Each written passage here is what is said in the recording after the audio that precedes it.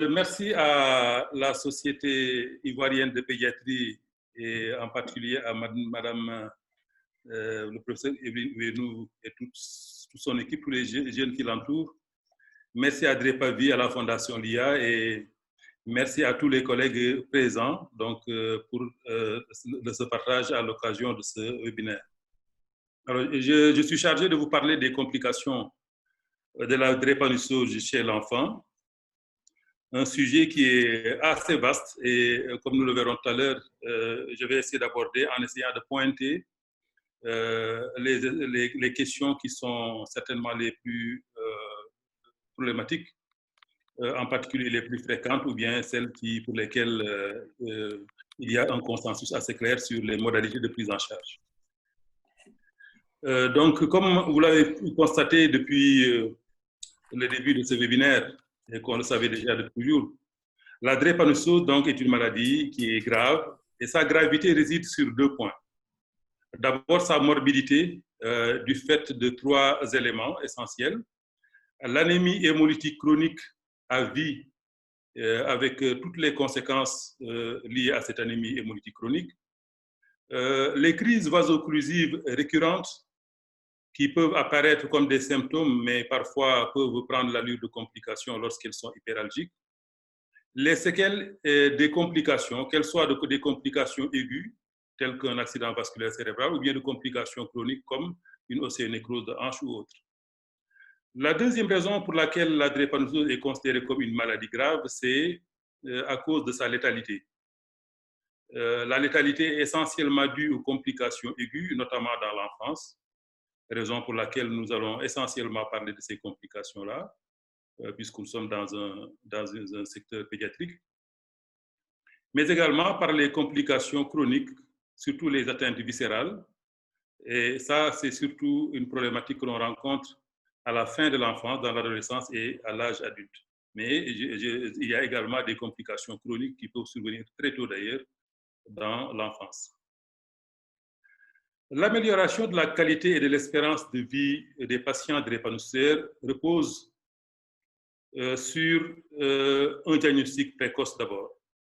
Le diagnostic précoce, idéalement, doit être fait à la naissance par le dépistage néonatal pour que les parents soient informés, éduqués, pour apprendre à reconnaître les signes qui sont des signes inhabituels de gravité, en un recours rapide et à temps aux structures de santé pour prendre en charge des complications aiguës en particulier. En particulier celles qui sont les causes de décès dans la petite enfance. Également, cette qualité et cette espérance de vie de la drépanocytose repose sur la qualité de la prise en charge, d'une façon plus générale, comportant deux volets. La prévention et le traitement en urgence des complications aiguës, ça c'est un volet extrêmement important parce que, comme nous le verrons, les causes de décès sont essentiellement des complications accessibles à un traitement pas trop compliqué, en tout cas qui est à la portée de tous. Le dépistage et la prise en charge optimale des complications chroniques pour réduire surtout les handicaps et amener l'enfant à arriver à l'âge adulte dans un état clinique tout à fait acceptable. Ces mesures appliquées en France dans le cadre d'un programme de lutte contre la drépanocytose en France et au Dom-Tom qui date d'assez longtemps maintenant, a montré qu'au cours des 30 dernières années, il y a une évolution très importante de la mortalité de la drépanocytose qui, avant, dans les toutes premières années, était une mortalité qui, disons, chez les patients drépanocytaires, essentiellement liée à la drépanocytose elle-même dans les premières années. Mais au fur et à mesure que le temps avance, la proportion de causes de décès chez les patients drépanocytaires, des causes de décès liées directement à la drépanocytose, s'est amenuisée. Et d'ailleurs, dans la plupart des pays à haut revenu qui ont mis en place un programme de lutte contre la drépanocytose, notamment aux États-Unis, en France et aussi dans certains pays comme l'Angleterre, la drépanocytose est passée d'une maladie qui était essentiellement pédiatrique à une maladie chronique de l'adulte qui pose d'autres problèmes, tels que la prise en charge de la grossesse ou bien l'insertion socio-professionnelle, etc. L'espérance de vie des patients dans ce contexte augmente régulièrement et a atteint même près de 60 ans aux États-Unis, en Jamaïque, dans les corps de grands sergents.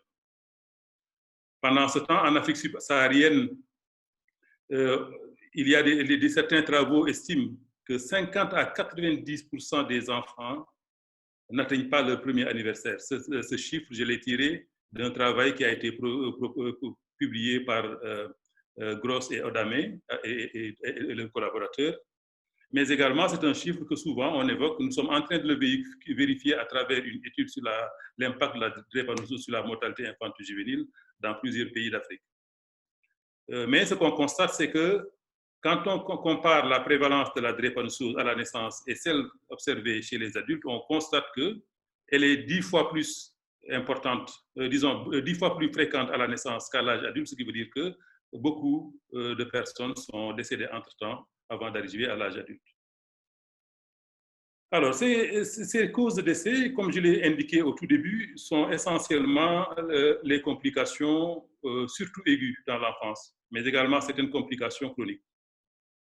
Ici, je vous présente sur cette diapositive la liste non exhaustive de l'ensemble des complications, mais il s'agit en tout cas des principales, avec sur le côté gauche de la diapositive les complications aiguës regroupées en infections bactériennes graves, anémie aiguë et accident vaso-occlusif grave qu'il faut différencier de la crise vaso-occlusive qui peut être considérée, en tout cas dans ses formes modérées à légères, comme un symptôme. Et de l'autre côté, les complications chroniques diverses que j'ai organisées ici, non pas en termes de localisation, mais surtout en termes de fréquence dans l'enfance, en commençant par la lithiase biliaire, l'océonécrose hanche, les ulcères de jambes, et plus bas, des complications d'atteinte organique majeure qui concernent surtout l'adulte. Commençons donc par les complications aiguës, et en particulier le premier groupe de ces complications, les anémies aiguës. Elles constituent, avec les infections, les deux principales causes de décès dans l'enfance. Des études menées en Afrique centrale mettent d'ailleurs, notamment Jean Coco ou bien Léon Chilolo, ont montré qu'en Afrique centrale, ce sont les anémies aiguës qui sont la première cause de décès. Au Sénégal, par contre, nous avions trouvé plutôt que c'était les infections qui étaient prédominantes et dans tous les cas, ils partagent plus de 90% des causes de décès avec ces infections-là. Donc, 20% des enfants qui meurent au Sénégal dans nos cohortes ont causé une anémie aiguë. Alors, ces anémies aiguës, le premier, ils peuvent être dus à trois mécanismes principaux. Excusez-moi. Le premier, c'est les hyperhémolyses aiguës.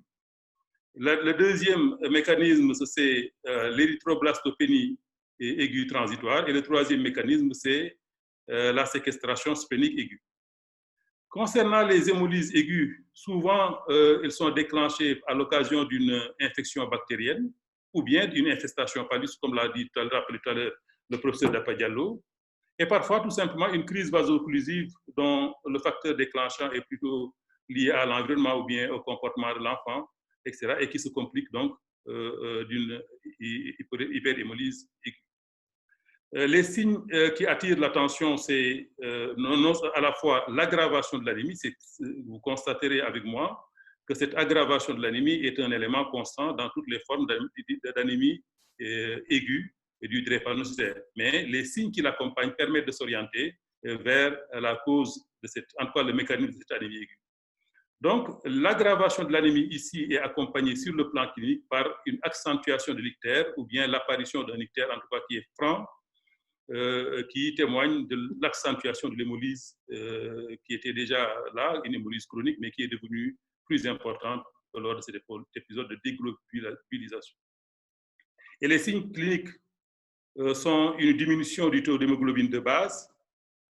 Je rappelle que lorsqu'on suit des enfants drépanocytaires et même aussi des adultes, il est extrêmement important d'établir très tôt le taux d'hémoglobine que présente l'enfant dans les périodes où il n'a absolument ni manifestation clinique, ni complication, en tout cas avec un équilibre nutritionnel normal. Ça vous permet de situer ce taux de base et de considérer ça comme sa propre norme et ainsi évaluer à quel moment il faudra considérer qu'il y a une aggravation suffisamment importante nécessitant éventuellement une transfusion.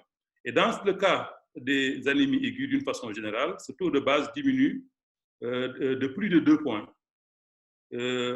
en dessous de sa valeur habituelle, ce taux d'hémoglobine. Les réticulocytes sont augmentés dans cette forme hyperhémolytique.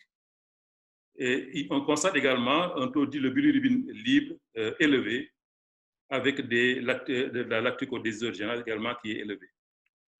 Généralement, dans ces cas-là, en plus du traitement du facteur déclenchant ou bien du facteur associé, il faudra une transfusion simple de culoglobulaire pour sortir l'enfant de cette situation dangereuse. Le deuxième groupe en termes de mécanisme, c'est la séquestration splénique aiguë. C'est une affaire essentiellement du nourrisson et du petit enfant. Dans l'étude que j'ai citée en bas ici, faite par Valentine Brousse, publiée en 2012 dans la cohorte de la région parisienne, issue du dépistage néonatal, l'âge de survenue était de 1 à 4 ans. Mais nous avons retrouvé également dans la littérature, notamment au Nigeria, des cas rapportés de séquestration splénique aiguë survenant dès l'âge de 8 semaines. Donc, ça peut être très, très précoce. D'ailleurs, c'est l'une des raisons principales pour lesquelles le dépistage néonatal est recommandé, parce que c'est un événement mortel lorsque la prise en charge n'est pas faite. Et souvent, les parents, s'ils n'ont pas appris à connaître que leur enfant est drépanocytaire et aussi à palper la rate, ils arrivent tardivement à l'hôpital. Les facteurs déclenchants sont souvent une infection bactérienne ou virale. Et souvent, il n'y a pas de facteur déclenchant connu. Le diagnostic précoce repose sur la palpation quotidienne de la rate à apprendre aux parents lors du bain et lors de tous les gestes au quotidien. Donc, d'apprendre aux parents à palper la rate et à reconnaître une augmentation de volume de la rate. Lorsque cette séquestration survient, l'une des caractéristiques, c'est que les récidives sont extrêmement fréquentes, allant jusqu'à 67% de récidives dans la cohorte parisienne que j'ai citée tout à l'heure en bas et qui figure donc sur en dessous de cet item. Les signes cliniques d'une séquestration splénique aiguë sont une aggravation brutale de l'anémie avec un enfant qui va mal. Non seulement il a une accentuation de la pâleur due à l'anémie, mais également un état de choc hypovolémique du fait que brutalement un volume sanguin est séquestré dans la rate. Il n'y a pas d'ictère franc, contrairement à la présentation précédente. Et il y a cette augmentation brutale et rapide du volume de la rate qui permet d'évoquer très rapidement le diagnostic, surtout si on connaissait le niveau de la rate avant. C'est pour ça que c'est extrêmement important de pouvoir l'identifier. Les signes biologiques, c'est comme dans toutes les anémies aiguës, une diminution du taux d'hémoglobine de base qui va en dessous de 2 grammes par décilitre, qui baisse de plus de 2 grammes par décilitre par rapport au taux de base. Un taux de réticulocytes également augmenté. Et surtout, un des éléments extrêmement intéressants, qui est un élément évolutif de diagnostic a posteriori parfois, et en tout cas qui confirme le diagnostic, c'est lorsque vous faites une transfusion sanguine simple. Au décours de la transfusion, lorsque vous faites un calcul pour obtenir, par exemple, un gain de 2 points ou 3 points d'hémoglobine, vous vous retrouvez avec un gain de 4 ou 5 points d'hémoglobine. Parce que la rate, justement, a relâché les globules rouges séquestrés. Et également, en même temps qu'il diminue de volume, le volume sanguin et le taux d'hémoglobine augmentent. Ça, c'est un élément très intéressant. La semaine dernière, seulement, nous avons fait l'expérience avec un cas et ça confirme toujours cette observation clinique très particulière. Lorsque la séquestration splénique arrive, donc, le traitement, c'est la transfusion simple de toute urgence, une extrême urgence. Il faut agir très, très vite. Sinon, l'enfant va mourir de choc et d'anémie sévère. La troisième cause ou groupe de causes, c'est l'érythroblastopénie aiguë transitoire, qui est secondaire en général à une infection à un virus que l'on appelle le parvovirus B19, actuellement appelé aussi érythrovirus B19, qui est une pathologie virale relativement bénigne qui se manifeste essentiellement chez les adultes à type de polyarthralgie, Mais chez les enfants, très peu de cas se manifestent sous forme de polyarthralgie. Et c'est cette maladie, que je le rappelle à tous les pédiatres, qui est la cause de ce qu'on appelle le mégalérythème épidémique, appelé encore cinquième maladie chez l'enfant. Mais bien souvent, cet épisode infectieux à parvovirus passe inaperçu. Il s'agit en général donc d'épisodes plutôt saisonniers. Et lorsqu'elle survient, c'est à l'occasion de l'aggravation de l'anémie qu'on est amené à faire la sérologie du parvovirus, que je n'ai pas ici cité parmi les examens biologiques à faire, mais c'est un oubli. Mais il faut faire la sérologie pour en faire la preuve. Mais c'est surtout l'aggravation de l'anémie sans ictère franc, donc pas d'hyperhémolyse, sans augmentation rapide de volume de la rate, donc pas de séquestration splénique. Donc cette situation associée sur le plan biologique avec les signes biologiques d'aggravation, comme on l'a décrit tout à l'heure dans les autres cas, surtout à un taux de réticulocytes effondré. On dit que le taux de réticulocytes est aux chaussettes. Ça, c'est une particularité du parvovirus, du moins de l'érythroblastopénie aiguë transitoire. En général, les autres lignées sanguines sont normales. Et le traitement est simplement une transfusion simple. Je rappelle que le parvovirus de B19 a cette particularité de sidérer la multiplication et la maturation de la lignée érythroïde, notamment en attaquant la cellule souche, si bien que de façon transitoire, donc l'érythropoïèse ne se passe pas. C'est pour ça qu'il n'y a plus de réticulocytes. Et le taux de base, donc, pendant un certain temps, le drépanocytaire qui équilibrait son taux d'hémoglobine en produisant beaucoup de réticulocytes en arrive à se retrouver sans aucune compensation de la destruction et donc tombe dans cette anémie aiguë, mais qui heureusement est transitoire. Le deuxième groupe de causes à côté de ces anémies aiguës, ce sont les infections bactériennes sévères. Alors, j'ai mis également 20%, c'était un coupé-collé, c'est 70% des causes de décès au Sénégal. Excusez-moi, 70% des causes de décès que nous avons évaluées sur une période de 20 ans dans notre cohorte avec plus de 2000 enfants. Le facteur favorisant ces infections bactériennes, c'est l'asplénie fonctionnelle, c'est connu, qui survient très tôt. Dès la première année de vie, la rate commence à être, disons, non fonctionnelle. Même si elle est encore palpable, elle n'est plus fonctionnelle très souvent et elle finit par disparaître d'ailleurs dans les années qui suivent, dans la grande majorité des cas.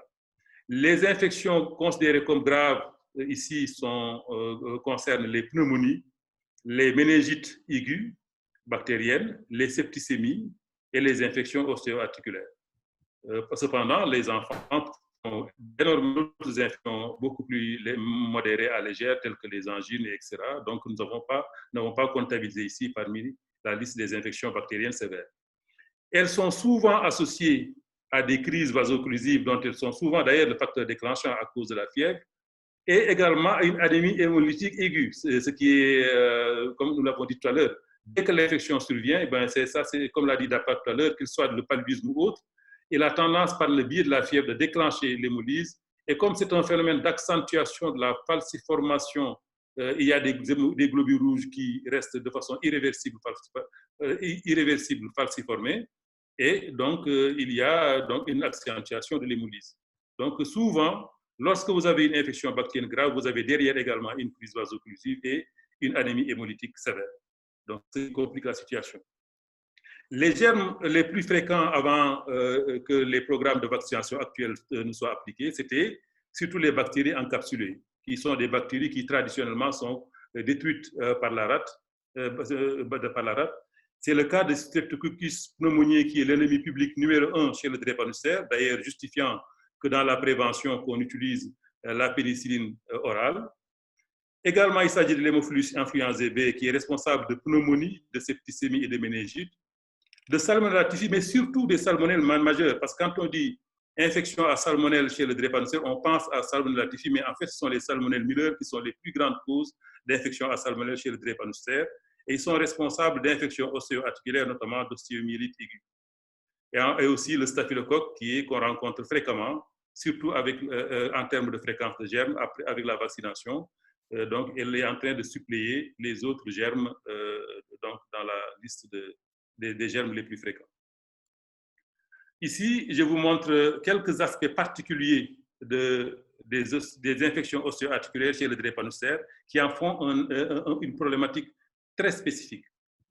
Par rapport au sujet normal, les osteomyélites en particulier ont l'habitude d'être multifocales. Vous voyez, on peut le trouver ici sur l'humérus, les os de l'avant-bras, on peut le trouver au niveau du fémur et même sur la colonne vertébrale. Et nous-mêmes, on a été amenés à observer une infection, une ostéomyélite au niveau des os du crâne. Donc, l'affection atteint très vite plusieurs foyers osseux. Et donc, la rapidité de diffusion donc, est un élément extrêmement important. Donc, les localisations multiples. Le deuxième élément, c'est la rapidité de diffusion sur un os atteint. Vous voyez ici ces éléments de pandiaphysite, donc où l'os est complètement mité avec à la fin des fractures spontanées au moindre mouvement. Ça, c'est des aspects très particuliers de l'ostéomyélite aiguë du sujet drépanocytaire. Donc, quand vous êtes devant un enfant qui a une ostéomyélite, ne soyez jamais tranquille. Entre le jour où vous l'avez vu et le lendemain, vous pouvez voir un tableau dramatique en termes de multiplication des foyers et également de progression de la lésion sur les os atteints. Cependant, heureusement, il y a souvent une restitution ad integrum qui fait que vous ne pouvez pas, vous n'en revenez pas lorsque le patient est guéri en constatant que les os sont redevenus normales, en tout cas en dehors des déformations que ça peut générer. Le traitement, c'est une antibiothérapie adaptée aux germes. Il faut absolument tout faire pour identifier le germe par la ponction osseuse sous périostée, également en faisant des hémocultures et aussi en utilisant les séquestres enlevés pour pouvoir identifier un germe. Sinon, le traitement devient très, très, très laborieux parce qu'on va beaucoup tâtonner pour arriver à un résultat. Donc, le traitement, c'est l'antibiothérapie, l'immobilisation et la séquestrectomie lorsqu'il y a des séquelles qui sont formées, ce qui est très souvent le cas d'ailleurs. Troisième groupe de causes, ce sont les accidents vaso-occlusifs graves.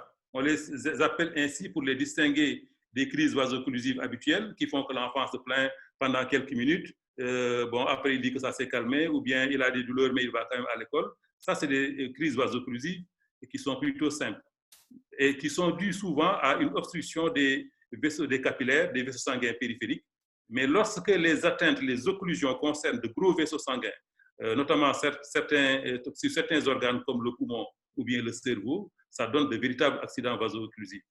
Et les facteurs déclenchants sont, en commençant d'abord par le syndrome thoracique aigu, qui est l'une des causes, en tout cas l'un des tableaux les plus redoutés, aussi bien chez l'enfant que chez l'adulte, parce qu'il est l'une des principales causes de décès par rapport à ces accidents vaso-occlusifs.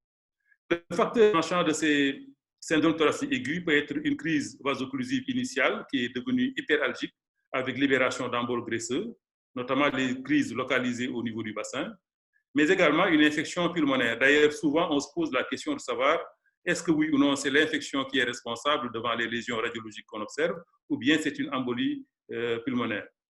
La distinction n'est pas la chose la plus importante. Il faut considérer qu'il y a des critères de définition du syndrome thoracique aigu et que les deux phénomènes peuvent être intercurrents dans le déclenchement de cette crise.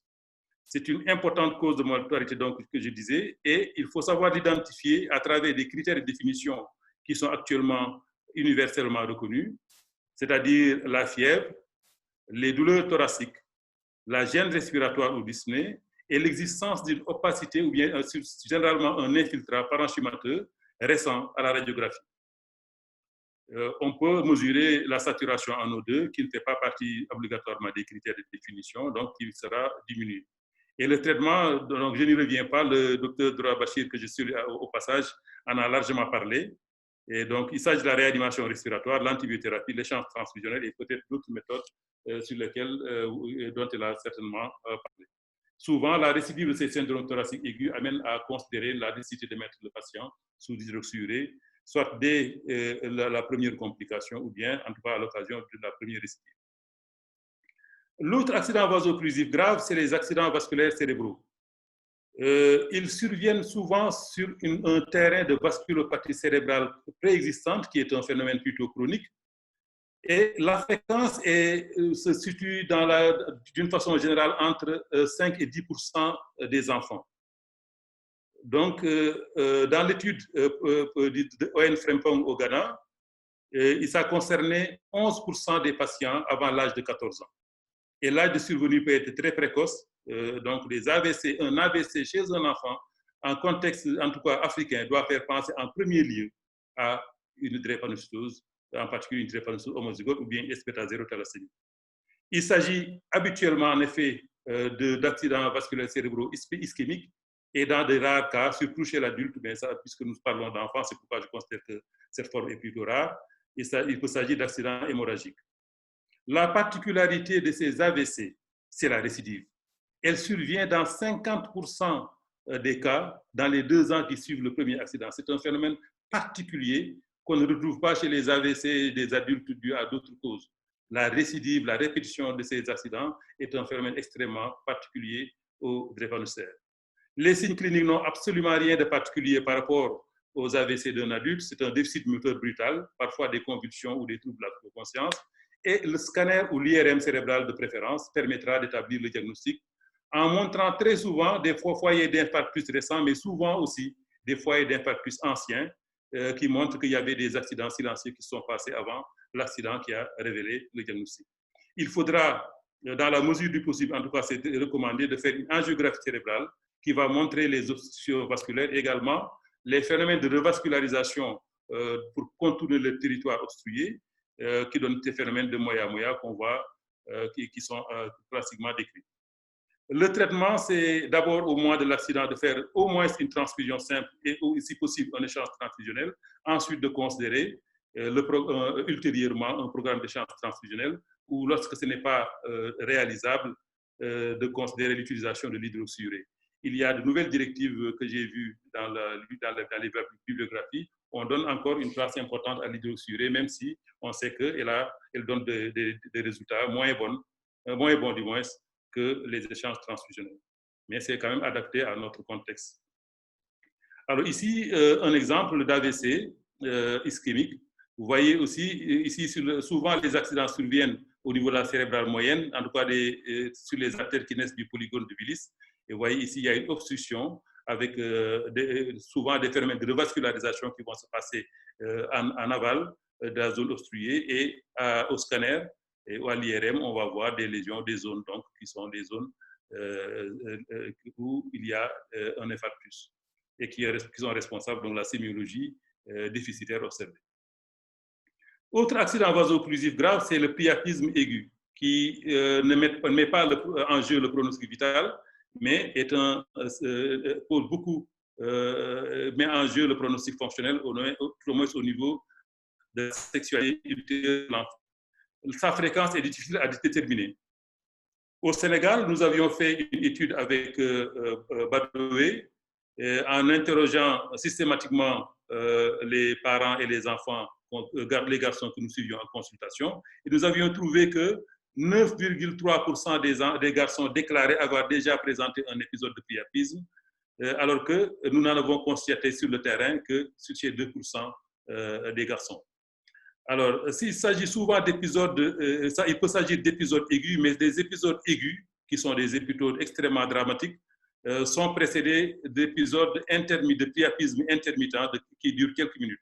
Et chaque patient a sa petite stratégie qui lui permet de faire régresser ce priapisme intermittent en marchant ou bien en se mettant de la glace. Ou j'en ai vu même récemment quelqu'un qui disait qu'il prenait un bain. Chaque soir, lorsque ça commence, il se met sous la douche et puis ça passe. Le diagnostic et le traitement sont souvent retardés par des questions de tabou. Ils n'arrivent pas à déclarer ça aux parents, sauf s'ils ont une relation particulière avec leur mère ou bien leur père pour déclarer ça tôt. Les signes sont une érection douloureuse et prolongée. Quand il s'agit du priapisme aigu, il dure environ plus de 3 heures ou plus. Et cette érection n'est pas déclenchée par une stimulation sexuelle. Et lorsque le diagnostic est fait et qu'on a fait le drainage des corps caverneux, on retrouve du sang noirâtre qui était séquestré dans ces corps caverneux. Le risque majeur, c'est le risque de séquelles, notamment de fibrose des corps caverneux, et donc avec un problème d'impuissance sexuelle ultérieurement. Le traitement repose essentiellement sur le drainage dans les meilleurs délais des corps caverneux, l'administration d'antalgiques parce que c'est extrêmement douloureux, souvent on utilise la morphine, l'hydratation, parfois même l'échange transfusionnel, Et il a été utilisé dans certaines équipes de l'éthyléphrine qu'on appelle effortil, notamment au Togo, ils l'ont beaucoup utilisé. Badoué avait une très large expérience de cette utilisation de l'éthyléphrine qu'on peut utiliser en injection intracaverneuse. Donc ici, je vous montre l'exemple vous voyez ce sang noirâtre qui est dans le haricot, qui est issu donc de ce drainage du décor caverneux chez cet enfant qui présente ce priapisme aigu. Quant aux complications chroniques, comme je l'ai avancé tout à l'heure, je passerai peut-être moins de temps en pointant seulement certains aspects qui sont, pour ne pas prendre, disons, débordés. Ici, commençons par la lithiase biliaire, qui, à tout point de vue, est la complication chronique la plus fréquente dans l'enfance. Dans notre cohorte à Dakar, nous l'avons évaluée à 9,8% chez les enfants et adolescents suivis à l'hôpital d'enfants Albert Royer. Elle est liée à l'hémolyse chronique et par conséquent, donc, il s'agit surtout de lithiase pigmentaire. On a pu trouver d'autres types de calculs à l'intérieur dans certains cas, mais il s'agit essentiellement de lithiase pigmentaire qui peuvent survenir très tôt. Nous, quand on a commencé à prendre en charge de façon organisée les enfants drépanocytaires, le premier cas de décès était dû à une lithiase biliaire qui était compliquée, méconnue, et nous avons reçu l'enfant dans un tableau de septicémie sur une angiocolite et elle est décédée donc, très rapidement. L'enfant avait 4 ans. Donc, la fréquence de ces lithiases, donc, ils peuvent commencer très tôt, certes, mais ils augmentent avec l'âge et continuent à l'âge adulte. Le risque de ces lithiases, c'est que même si, comme nous le dirons tout à l'heure, dans la symptomatologie, elle est souvent asymptomatique, le risque est qu'à n'importe quel moment, il peut y avoir une complication aiguë qui, dans notre contexte, peut poser un problème d'urgence chirurgicale. Et parfois, vous n'avez pas le temps de réunir les équipes, de gérer cela, et l'enfant peut mourir de cette urgence chirurgicale, due soit à un enclavement du calcul dans le cholédoque, soit une cholécystite aiguë ou une angiocolite. Les signes cliniques donc, montrent souvent qu'il s'agit de lithiase asymptomatique, ce qui fait qu'on recommande de faire systématiquement une échographie abdominale annuelle à la recherche de ces lithiases dès l'âge de 5 ans. Parfois, l'enfant présente des douleurs abdominales atypiques qui n'évoquent absolument pas la lithiase biliaire parce qu'ils ne sont pas localisés à l'hypochondre droit. Mais parfois, vous avez de véritables douleurs de l'hypochondre droit de façon spontanée, mais surtout provoquées à l'examen clinique. Donc, lorsqu'on suit les patients pour voir si on peut déclencher une douleur qui fait penser à l'existence d'un calcul biliaire. Et le cas échéant, donc faire une échographie même si elle avait été faite précédemment.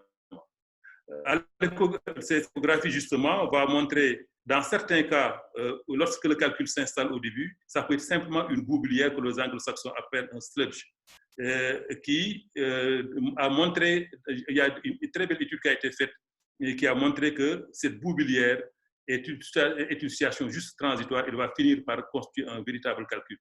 Mais très souvent, il s'agit de microcalculs qui sont localisés dans la vésicule.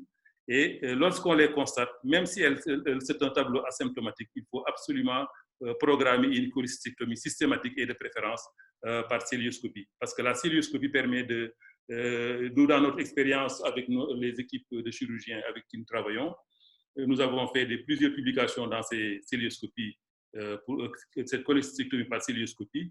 Et la durée d'hospitalisation des patients tourne autour de 3 à 4 jours. Et il n'y a pas de cicatrice, c'est vraiment de très beaux résultats. Il y a très peu de morbidité, mais il faut faire attention lors de cette célioscopie en pensant à la survenue d'un syndrome thoracique aigu. Parce que quand on fait le pneumopéritrone pour faire la célioscopie, on peut déclencher un syndrome thoracique aigu. C'est l'une des choses avec lesquelles il faut partager avec les chirurgiens. Donc ici, c'est un de nos patients qui a été opéré, c'est un garçon de 7 ans. Et lorsqu'on a enlevé la vésicule, vous voyez un peu, avec tous ces calculs qui étaient à l'intérieur de cette vésicule qu'on a disséquée et qui sont des calculs noirâtres, qui sont des calculs pigmentaires. En général, lorsqu'on fait l'anapathe, dans la grande majorité des cas, il y a déjà une cholécystite chronique par irritation de la vésicule biliaire. Autre complication chronique qu'on peut rencontrer dans l'enfance, c'est l'ostéonécrose de la hanche fémorale ou bien même parfois au niveau de l'épaule humérale. Il est secondaire aux épisodes d'infarctus sur l'os à l'occasion des crises vaso-occlusives surtout. Et l'âge de survenue peut être parfois très précoce. Nous, on en a eu chez des enfants qui étaient déjà, au jardin d'enfants, enfin à peine à la grande section. Et c'est très compliqué à prendre en charge parce que pour leur imposer une décharge ou bien leur faire gérer leur boiterie ou bien leur canne à l'école, c'est extrêmement compliqué. Alors, mais très souvent, heureusement, c'est plus tard dans l'enfance, chez le grand enfant et l'adolescent. Et ça s'accompagne d'une importante altération de la qualité de la vie et de la scolarité chez ces enfants qui doivent gérer les douleurs, le port d'une canne, etc., etc. Et c'est très compliqué. Les signes cliniques sont souvent des douleurs persistantes au décours d'une crise vaso-occlusive, parce que la crise, quand tu es en pleine crise, vous ne pouvez pas savoir si c'est juste une crise qui va passer ou bien est-ce que ça va laisser des séquelles. Et si au décours de la crise, l'enfant continue à boiter, il faut faire très attention et penser très vite à l'ostéonécrose de la tête fémorale. Donc, également, lorsque vous examinez les enfants, il faudra toujours faire une flexion, adduction forcée de la hanche qui souvent déclenche une ostéonécrose, disons, qui n'est pas très symptomatique.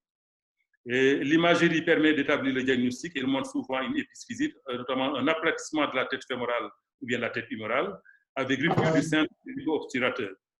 Le traitement est essentiellement orthopédique, sauf dans certains cas, surtout chez l'enfant avec la croissance, on ne peut pas envisager une prothèse de hanche. Et c'est des traitements orthopédiques. Je ne veux pas entrer dans les détails. Les orthopédistes ont des solutions palliatives assez intéressantes, notamment l'injection de ciment acrylique pour établir la convexité de la tête fémorale, par exemple. Ça, c'est l'expérience de l'équipe de Henri Mondor. Intéressante, et Dora Bachir pourrait éventuellement le commenter si les questions lui sont posées. Alors ici, donc, vous voyez un cas d'ostéonécrose de la tête fémorale avec un pincement de l'intelligne articulaire et un aplatissement de l'os de la tête fémorale. Et ici également une ostéonécrose de la tête humérale avec donc cette décalcification et cette perte de substance qui fait que l'articulation est complètement, la tête humérale est complètement perdue. Alors, autre complication, je vais bientôt terminer avec les complications chroniques, mais il faut considérer l'ulcère de jambe, qui est particulièrement fréquente chez les patients homozygotes qui ont un profil hyperhémolytique. Peut-être que je ne sais pas si dans les présentations précédentes, lors des sessions présentes, on en a parlé, mais il y a des patients qui font très peu de crises vaso-occlusives, mais qui sont très hémolytiques, avec un taux d'hémoglobine de base très bas et souvent ictérique. Et ce sont ces patients-là qui ont tendance à développer certaines formes de complications, notamment l'ulcère de jambe. C'est une complication qui survient habituellement qui commence chez le grand enfant et plus souvent chez l'adolescent et qui donc devient de plus en plus fréquente avec l'âge. Et il s'agit d'une ulcération chronique ou des malléoles, parfois c'est bilatéral, souvent secondaire à un traumatisme minime bénin avec une petite plaie qu'on banalise et qui finit par créer donc cet ulcère. La cicatrisation est extrêmement difficile. C'est la hantise de tous ceux qui suivent les patients drépanocytaires. Quand on voit un ulcère de jambe, on sait que c'est parti pour des semaines cauchemardesques, aussi bien pour le patient que pour le médecin qui se trouve complètement démuni. Puisque justement, les traitements, il n'y a aucun traitement qui soit vraiment efficace à 100%. On recommande de débrider la plaie pour pouvoir lui permettre un bon bourgeonnement, de faire des pansements réguliers au daquin ou avec un matériel stérile. Parfois, s'il y a une surinfection de médecine, pas général, même s'il le faut, éviter, surtout protéger cette plaie, éduquer l'enfant ou l'adolescent pour éviter les traumatismes. Dans certains cas, on peut même s'aider d'un programme transfusionnel. Bon, les résultats sont mitigés, peut-être que ceux qui en ont l'expérience pourront en parler. Nous avons notre ami Martin Moukizi, qui est en Guadeloupe et qui travaille également avec la RDC, qui enseigne à l'université de Lubumbashi, il me semble, et qui développe actuellement un programme par rapport à des stratégies de traitement de ces ulcères de jambe. Alors voilà un exemple d'ulcère de jambe, vraiment un ulcère avec des zones nécrotiques, vous voyez, avec un bourgeonnement périphérique. C'est des ulcères extrêmement douloureux et vraiment qui grèvent beaucoup la qualité de vie des patients. La rétinopathie drépanocytaire touche surtout le grand enfant et l'adolescent, en particulier les patients SC. Nous, dans notre expérience, chez les SC, disons, il y a un décalage d'environ 2 ans entre le début de la rétinopathie chez les enfants. Chez les SS, ça commence à peu près vers 12-13 ans, et chez les SC, dès l'âge de 9 ans. Alors, s'il s'agit d'une rétinopathie qui est complètement asymptomatique, sauf complications, bien sûr, qu'il faut rechercher de façon systématique à partir de l'âge de 10 ans, en particulier chez les sujets SC. Et il faut l'évaluer. L'examen consiste à évaluer l'acuité visuelle et le fond d'œil, notamment avec la lampe à 3 miroirs. Je ne veux pas dire de bêtises. Les ophtalmos ne vont pas me laisser dire des conneries. Excusez-moi. Et surtout, il faut confirmer par l'angiographie de la fluorocécine si elle est disponible. Elle permettra d'évaluer le stade d'évolution de cette rétinopathie qui évolue en 5 stades, allant de la dévascularisation localisée au décollement de la rétine, qui est le stade ultime et le stade gravissime. Alors ici, donc, des exemples d'angiographie à la fluorocécine. Vous voyez un peu ces zones de perte de vascularisation ici. Et il y a souvent une revascularisation, comme tout à l'heure on l'a vu dans les AVC, il y a une revascularisation de contournement qui donne donc ce réseau assez particulier.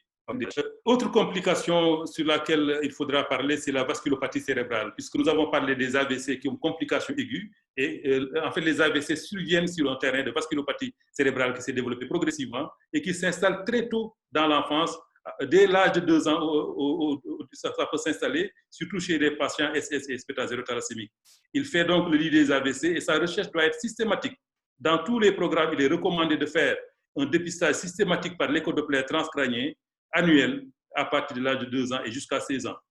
Le traitement, c'est lorsque la vasculopathie est diagnostiquée, c'est au moins de l'hydroxyurée et éventuellement, si possible, un programme transfusionnel. Il y a beaucoup de protocoles avec des résultats, donc en tout cas qui montrent un bénéfice clair du programme transfusionnel et également un bénéfice très hydroxyuré. Donc, les deux peuvent être combinés dans des stratégies thérapeutiques sur lesquelles peut-être Dora également, je l'appelle encore une fois, parce que je sais que c'est une alliance qu'on développe beaucoup plus chez les adultes que chez les enfants.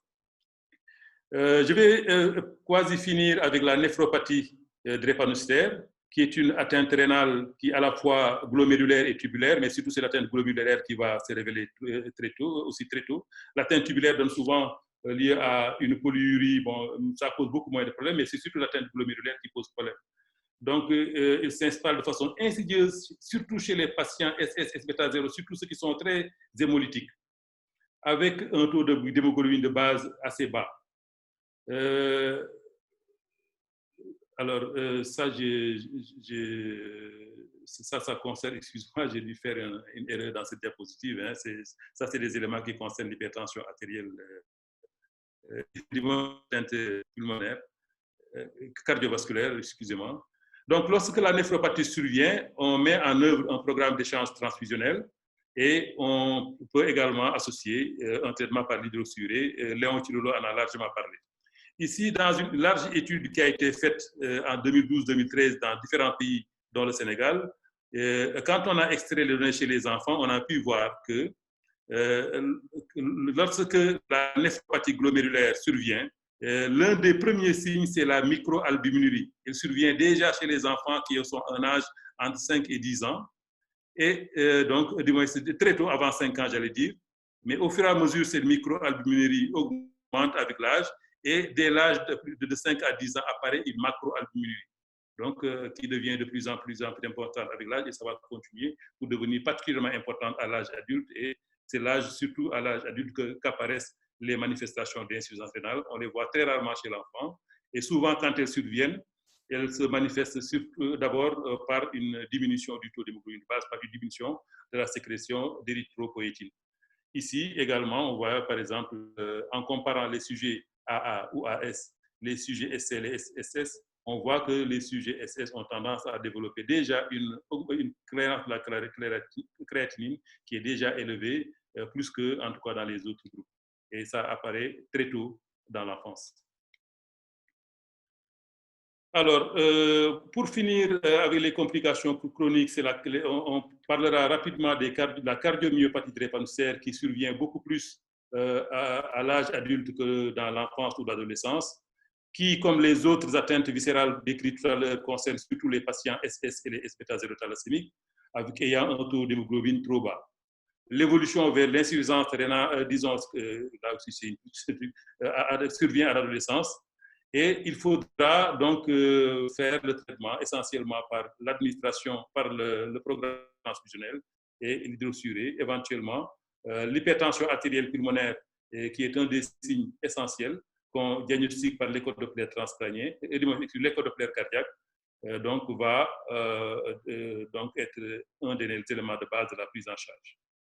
Nous allons donc conclure sur ce parcours de ce panorama de complications aiguës et chroniques de la drépanocytose, en disant tout simplement que la prise en charge, c'est d'abord une affaire d'enfants, donc c'est une affaire de pédiatres, et qu'il faut que les pédiatres s'impliquent de façon très importante dans la prise en charge pour que les médecins adultes aient à prendre en charge des patients, en tout cas qui ont une qualité de vie intéressante. Sa morbidité et sa létalité peuvent être largement améliorées effectivement par cette qualité de prise en charge, et dont le principe de base est d'abord la prévention, le diagnostic précoce et la prise en charge optimale de toutes les complications. Cette prise en charge doit être précoce, globale, vous avez vu, elle doit être multidisciplinaire parce que tous les spécialistes peuvent intervenir, que ce soit le cardiologue, le néphrologue, etc., et organisée autour du pédiatre qui en est la courroie de transmission. Elle nécessite une disponibilité, une réactivité et une écoute, donc pour ne pas rater des situations qui bien prises en charge, auraient pu changer le pronostic de l'enfant. Enfin, une bonne prise en charge dans l'enfance est essentielle pour améliorer la qualité et l'espérance de vie du sujet drépanocytaire à l'âge adulte. Voilà donc, Madame la Présidente, ce que j'avais à vous présenter. Bon, ils sont nombreux, on avait du mal à décider de quoi parler puisque c'était la dernière session et les complications n'avaient pas été abordées, sauf le syndrome de thorax aigu. C'est la raison pour laquelle nous avons essayé de passer en revue toutes ces complications. Donc, je termine en vous présentant un peu les centres de prise en charge au Sénégal. Ici, c'est l'unité de soins ambulatoires pour enfants drépanocytaires de l'hôpital Albert Royer. Et ici, le centre de recherche et de prise en charge ambulatoire de la drépanocytose de l'Université Gaston Berger, où on fait du dépistage néonatal systématique dans la ville de Saint-Louis. Merci, Madame la Présidente, et je vous remets la parole.